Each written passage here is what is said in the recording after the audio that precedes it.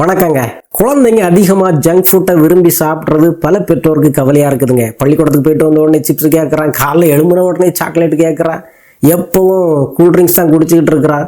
என் குழந்தையோடைய உடம்பு என்ன ஆகுமோ அப்படி சொல்லி பல பெற்றோர் பயப்படுறாங்கங்க. ஆனால் குழந்தைகள் சொன்ன உடனே கேட்கவா செய்வாங்க.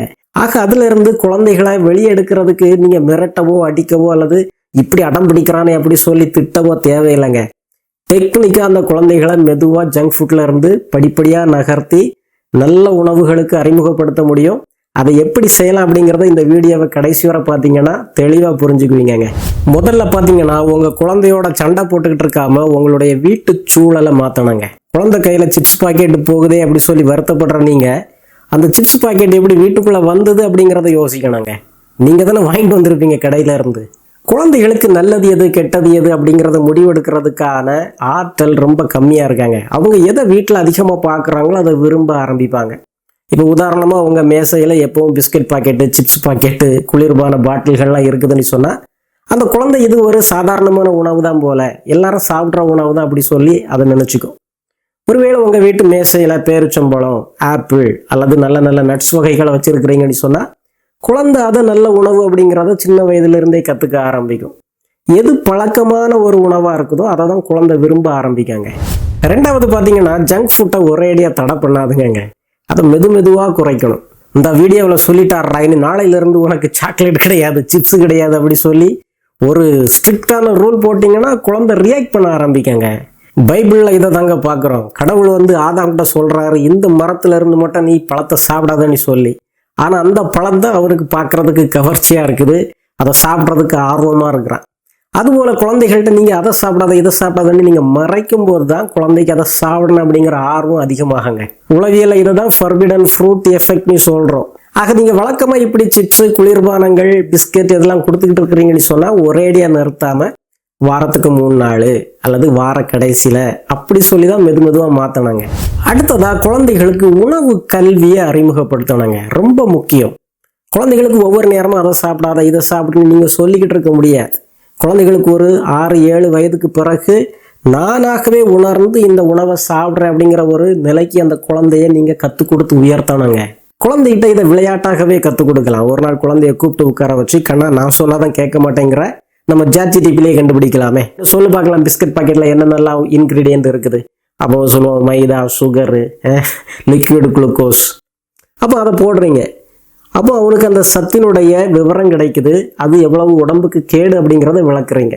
சரி, இப்போ ஆப்பிளில் உள்ள சத்தை நம்ம கண்டுபிடிக்கலாமா அப்படி சொல்லும்போது அதில் என்னென்ன விட்டமின், மினரல்லாம் இருக்குது அப்படிங்கிறத இன்டர்நெட்டில் இருந்து தகவலாக பார்க்கும்போது நான் நல்ல சத்தான உணவுகளை தேர்ந்தெடுத்து சாப்பிடணும் அப்படிங்கிறத அந்த குழந்தை புரிஞ்சுக்கோங்க.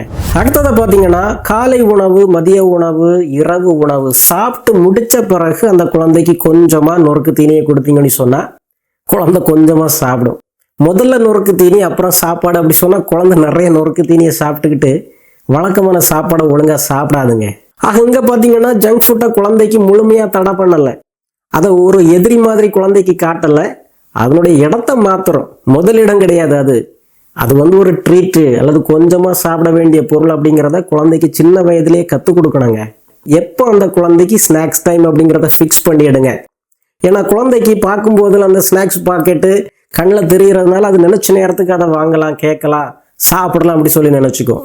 அப்படி இல்லைப்பா, காலை உணவு சாப்பிடணும், மதிய உணவு சாப்பிடணும், அதுக்கு இடையில உனக்கு பசியாக இருந்ததுன்னா கேளு, நான் ஏதாவது ஒரு ஸ்நாக்ஸ் உனக்கு செய்து தருவேன் அல்லது எடுத்து தருவேன் அப்படி சொல்லி ஒரு ரொட்டீனை ஃபிக்ஸ் பண்ணிடணுங்க. நினச்ச நேரத்துக்குலாம் அந்த குழந்தை கேட்குறதுக்கு சின்ன வயதுலேருந்தே பழக்கிட்டீங்கன்னு சொன்னால் ஒவ்வொரு நாளும் இந்த போராட்டத்தை நீங்கள் சந்திச்சுக்கிட்டே இருக்கணும். அடுத்ததை பார்த்தீங்கன்னா புதிய உணவுகளை, அதாவது குழந்தைக்கு காய்கறி, பழமெல்லாம் இப்போ புதிய உணவு ஆயிடுச்சு. ஏன்னா ரெகுலராக அந்த குழந்தைகள் சிப்ஸு, பிஸ்கெட் எல்லாம் சாப்பிட்டு அது பழக்கப்பட்ட உணவாக, பிடித்தமான உணவாக மாறி இருக்குது. இப்போ நம்ம புதிய உணவு அறிமுகப்படுத்துகிறோம். ஆனால் அறிமுகப்படுத்தும் போது முதல் ரியாக்ஷன் எப்படி இருக்கும்? எனக்கு வேண்டாம் அப்படி சொல்லும். உடனே விட்டுறக்கூடாதுங்க. தினந்தோறும் குழந்தை சாப்பிட்டுதோ சாப்பிடலையோ காய்கறியை சமைச்சு வச்சுக்கிட்டே இருக்கணும், அதை கொடுத்துக்கிட்டே இருக்கணும். சரி கொஞ்சமாக சாப்பிடு அப்படி சொல்லி மெதுவாக அறிமுகப்படுத்தினாங்க. ஏன்னா குழந்தைக்கு ஒரு புதிய உணவு அறிமுகமாகிறதுக்கு நாள் எடுக்கங்க. ஆக ஒரு நாள் நீங்கள் கொடுத்துக்கிட்டு அந்த குழந்தை வேண்டான்னு சொன்ன உடனே அவனுக்கு காய்கறி பிடிக்காது, அவனுக்கு பழம் பிடிக்காது அப்படி சொல்லி நீங்களே ஒரு தீர்ப்பு எழுதிடக்கூடாதுங்க. டைம் எடுக்கணும், பொறுமையாக திரும்ப திரும்ப அந்த குழந்தைக்கு அதை அறிமுகப்படுத்திக்கிட்டே இருக்கணும். அடுத்ததை பார்த்தீங்கன்னா, குழந்தைகளுக்கு சின்ன வயதுலேருந்தே மெதுவாக சாப்பிட்றதுக்கு கற்றுக் கொடுக்கணும், விழிப்புணர்வாக சாப்பிட்றதுக்கு கற்றுக் கொடுக்கணுங்க.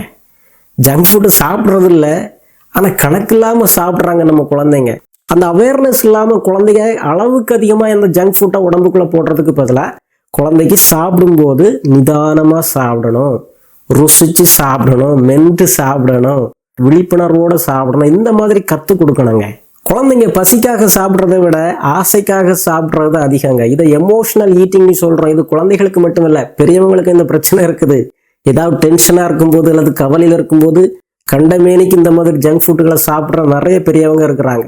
ஆக குழந்தைகளுக்கு இதை சின்ன வயதிலே நீங்கள் ஒரு செல்ஃப் அவேர்னஸாக கற்றுக் கொடுக்கலன்னு சொன்னால் குழந்தைங்க வளர்ந்த பிறகு இந்த மாதிரி அந்த எமோஷனல் ஈட்டிங் அப்படிங்கிற ஹேபிட்டில் மாற்றுறதுக்கான வாய்ப்பு அதிகங்க. டிவி பார்க்க உட்காந்த உடனே எனக்கு சிப்ஸ் கொடுன்னு கேட்கும், அல்லது குழந்தை வெளியே போகும்போது மற்றவங்க ஏதாவது சாப்பிட்டுட்டு இருந்தால் அதை உடனே எனக்கு வாங்கி கொடுன்னு சொல்லி கேட்கறது, அல்லது ஹோம்ஒர்க் பண்ண உட்காரும்போது எனக்கு கண்டிப்பாக நீ சிப்ஸ் கொடுக்கணும் அப்படி சொல்லி கேட்கறது. இதெல்லாம் எமோஷனல் ஈட்டிங்க. அந்த குழந்தைக்கு அந்த அவேர்னஸை உருவாக்கணும். நீ இப்போ பசிக்காக கேட்கல, ஒரு விருப்பத்தினால ஆசையினால கேட்குற அப்படிங்கிறத கற்றுக் கொடுக்கணுங்க. அடுத்ததாக ஆரோக்கியமான உணவுகளை தயாரிக்கிறதுக்கு குழந்தைய நீங்கள் ஈடுபடுத்தலாங்க. இப்போல்லாம் நிறைய பள்ளிக்கூடங்களில் குழந்தைகளுக்கு இந்த மாதிரி ஆரோக்கியமான உணவுகளை தயாரிக்கிற போட்டிகள் நடத்துகிறாங்க. எண்ணெய் இல்லாமல், தீ இல்லாமல், நல்ல பச்சை காய்கறிகள் பழங்களை வச்சு நல்ல உணவுகளை தயாரிங்க அப்படி சொல்லி போட்டிகள் நடத்துகிறாங்க. அதே போல் வீட்டிலையுமே உங்கள் குழந்தைகள் ஃப்ரீயாக இருக்கும்போது அந்த குழந்தைகளை கூப்பிட்டு நம்ம புதுசாக ஒரு ஆரோக்கியமான உணவை யோசிக்கலாமா, கண்டுபிடிக்கலாமா அப்படி சொல்லி அந்த குழந்தைகளுக்கு பழங்களை வச்சு காய்களை வச்சு நீங்கள் ஒரு சாலடோ அல்லது வேற ஏதாவது ஒரு உணவுப் பொருளோ தயாரிச்சிங்கன்னு சொன்னால் அந்த குழந்தை தான் சாப்பிட்றதுல பங்கெடுக்க ஆரம்பிக்குது. அதில் கூட நீங்கள் சாய்ஸ் கொடுக்கலாம், நீயே செலக்ட் பண்ணி பார்க்கலாம் என்னென்ன பழங்கள் இதில் போடலாம் அப்படி சொல்லி நிறைய வாய்ப்புகள் கொடுக்கும்போது அந்த குழந்தை அதை தயாரிக்கிறது மட்டுமில்ல, ஆர்வமாக அதை சாப்பிட்றதுக்கு முன் வராங்க. அடுத்ததை பார்த்தீங்கன்னா, ஆரோக்கியமான உணவையுமே உங்கள் குழந்தைக்கு கொடுக்கும்போது கவர்ச்சிகரமாக ப்ரெசென்ட் பண்ணணுங்க. ஒரு சாக்லேட் பார் எடுத்து உங்கள் குழந்தை கையில் கொடுக்கும்போது பாருங்கள், அந்த கவர் எவ்வளவு பளபளன்னு இருக்குதுங்க. ஆனால் ஒரு பழத்தையோ காய்கறியோ கொடுக்கும்போது எப்படி கொடுக்குறோம் பாருங்கள், ஒரு துண்டை வெட்டி அப்படியே இந்த சாப்பிடணும்னு சொல்லி கொடுக்குறோம்.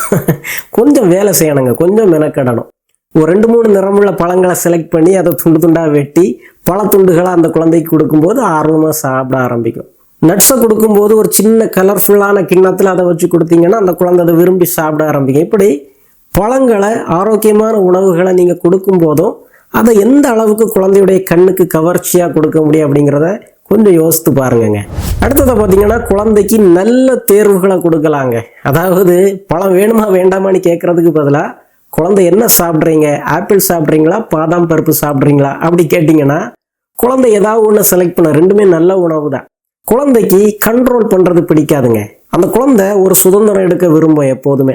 ஆக அந்த குழந்தைகிட்ட நீங்கள் இந்த மாதிரி கேட்டு குழந்தைக்கு ஒரு சாய்ஸ் கொடுக்கும்போது அதுவும் நல்ல சாய்ஸாக கொடுக்கணும். நீங்கள் அந்த கேள்விகளை கரெக்டாக செலக்ட் பண்ணணும். முட்டையை குழந்தைக்கு அவிச்சு தரட்டுமா, பொரிச்சு தரட்டுமா? கண்டிப்பாக குழந்தை காலையில் முட்டை சாப்பிடணும், ஆனால் அதை எப்படி சாப்பிடணும் அப்படிங்கிறத குழந்தை முடிவு பண்ணிக்கலாம். இந்த மாதிரி சில தேர்வுகளை கொடுக்கும்போது குழந்தை நான் செலக்ட் பண்ணுறேன் அப்படிங்கிற ஒரு உணர்வில் அது ஆர்வமாக அதை வாங்கி சாப்பிடுங்க. அடுத்ததை பார்த்தீங்கன்னா, உங்கள் குழந்தைக்கு இந்த மாதிரிப்பட்ட உணவுகளை பரிசாக ப்ராமிஸ் பண்ணாதுங்க. குழந்தை பரீட்சையில் நல்ல மார்க் எடுத்தீங்கன்னா உனக்கு சாக்லேட் வாங்கி தருவேன், அழாமல் ஊசி போட்டுக்கிட்டேன்னு சொன்னால் ஐஸ்கிரீம் வாங்கி தருவேன். குழந்தைக்கு ஏதாவது பாராட்டணும், சரிதானே, ஏதாவது கொடுக்கணும்னு சொன்னால் ஒரு கட்டி பிடிங்க, ஒரு அரவணைப்பு கொடுங்க, ஒரு முத்தம் கொடுங்க, அல்லது கொஞ்ச நேரம் எக்ஸ்ட்ரா வெளியே போய் விளையாட விடுங்க. இந்த மாதிரி தான் பரிசுகளை மாற்றி யோசிக்கணுமே தவிர இந்த ஜங்க் ஃபுட்டுகளை ஒரு நாளும் பரிசாக வந்து வாக்குறுதி கொடுக்காதுங்க. குழந்தை அழுத உடனே, அடம் பிடிச்ச உடனே இந்த மாதிரி ஜங்க் ஃபுட்டுகளை எடுத்து கொடுக்கறதுக்கு பழக்காதுங்க. ஏன்னா குழந்தை சில நேரங்கள் அழுறது, அடம் பிடிக்கிறது உங்களுடைய கவனத்தை ஈர்க்கிறதுக்காகவும் இருக்கலாம், உங்களுடைய அரவணைப்புக்காக இருக்கலாம். நீங்கள் கொஞ்ச நேரம் அந்த குழந்தைகிட்ட வந்து இருந்து பேசுறதுக்கும் விளையாடுறதுக்கும் அந்த குழந்தை விரும்பி இருக்கலாம். ஆனால் அந்த குழந்தை எதுக்கு அழுதாலும் உடனே சாக்லேட் வேணுமா, பிஸ்கட் வேணுமா, இந்த அப்படி. ஏன்னா நம்ம பரபரப்பாக இருக்கிறோம், குழந்தைக்கு கொடுக்கறதுக்கு நமக்கு நேரம் இல்லை. ஆக உடனே அந்த குழந்தையுடைய வாயை அடைக்கிறதுக்காக, சமாதானப்படுத்துறதுக்காக நாமவே தாங்க வலிஞ்சு இந்த மாதிரிப்பட்ட பொருட்களை எடுத்து அந்த குழந்தைக்கு கொடுக்குறோம்.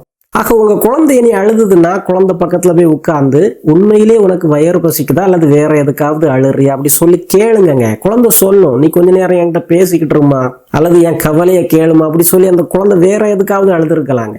ஆக குழந்தைகிட்ட இருந்து நொறுக்கு தீனியை மாத்துறதுக்காக இனி போராடாண்டாங்க. குழந்தையுடைய மூளையில சின்ன சின்ன மாற்றங்களை உங்களுடைய அன்றாட குடும்ப பழக்க வழக்கங்கள்ல கொண்டு வர்றது வழியா நடத்துனீங்கன்னு சொன்னா குழந்தை நொறுக்கு தீனியை கொஞ்சம் கொஞ்சமா குறைச்சி நல்ல உணவுகளை உட்கொள்றதுக்கு பழகிக்குவாங்கங்க. ஆக ஆல் தி பெஸ்ட். மீண்டும் ஒரு நல்ல வீடியோவிலே விரைவிலே சந்திப்போம். நன்றி.